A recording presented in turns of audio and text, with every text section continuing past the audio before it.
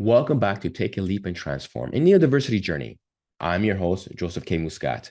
Are you ready to take a leap with me? Today, I want to do something I haven't done in a while, which is put on my project management hat. And one of the elements in regards to project management, in fact, one of the key elements in that regards is developing a business case. Developing a business case in project management is really crucial. It's what justifies whether or not to go ahead or to not go ahead with a project. And when we relate this to neurodiversity, from my research, from listening to other podcasts, and from my engagement with employers, when we talk about inclusion, they don't have a business case for why inclusion should be implemented and how to properly implement inclusion. And particularly when we relate this to neurodivergent talents, they don't have a business case. They have a business case for many other things, for the justification of the business, for the justification of a product or service, for the hiring or expansion of their team and business, but they don't have a business case, which means they don't have a plan to effectively get the results out of being inclusive. And this is why, through my conversation and research, that many businesses are only at the surface level of inclusion, both in philosophy and in practice. This is why it becomes a checkbox approach. And it's also why that they fall short on how they're inclusive or the lack of being inclusive, because they fail to see the benefits to their business by practicing true inclusion.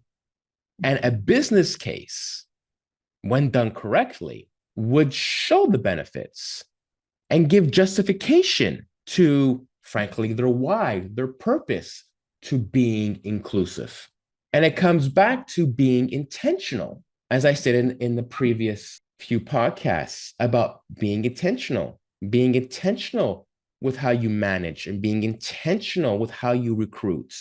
It gives you the purpose because you have a well-grounded business case that will prove to you on the justification for being inclusive.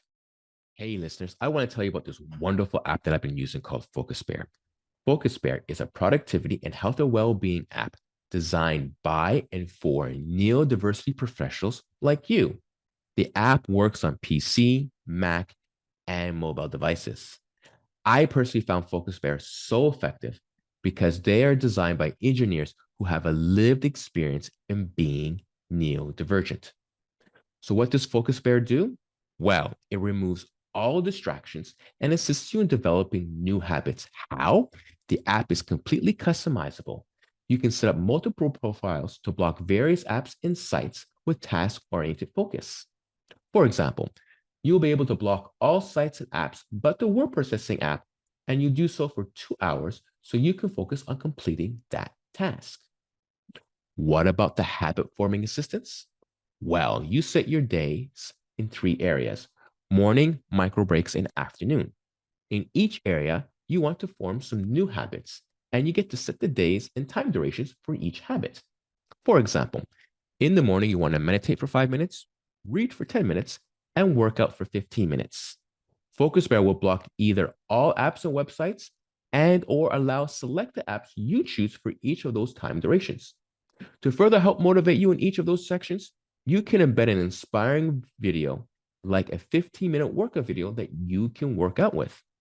With my time using FocusBear, I've been able to set block times of focus to complete tasks, and at the same time, I've been able to reestablish focus center habits and create new ones. The best part is I get to build those habits by being able to extend or shorten the timers. I encourage you to try FocusBear to assist in getting focus and to build the habits you've always wanted. A business case will give you the meaning. It will tell you how to implement.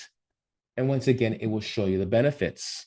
All of this justifies the reasons to either not be or to be inclusive. And not having a business case obviously leads to unsafe workplaces. There are no accommodations. It leads to masking and overcompensation of that individual.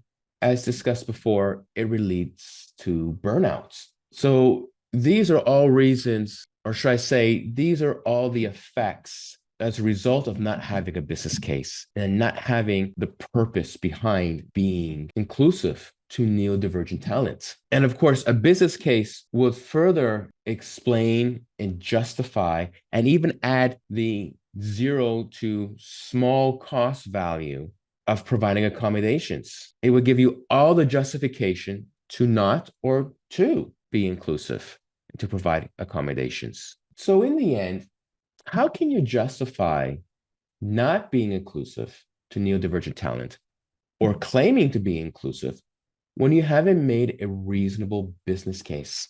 Like any element of your business, this is an opportunity to improve and grow your business, and a business case will help you do that. So this is an opportunity, and I speak to you as employers, as managers in human resources. This is an opportunity to take your business to new levels. So do the research, do the preparation, invest in making a business case. And by doing that, like with any project, you can then start planning and outlining how to move forward with deploying at being inclusive within your organization. And I'm sure that if you invest in developing a business case, you will find the justification to be inclusive because now you'll have the proof. Well, once again, this brings us to another end of an episode. And I thank you for allowing me to think out loud with you and to share my thoughts on such crazy ideas and seeing the justification on why they're not so crazy. Hey, listeners, I encourage you to continue supporting this podcast so I can bring you more amazing content. You can do so by visiting my Patreon page, where you can connect with me more directly with several options. Till next time, take a leap and transform.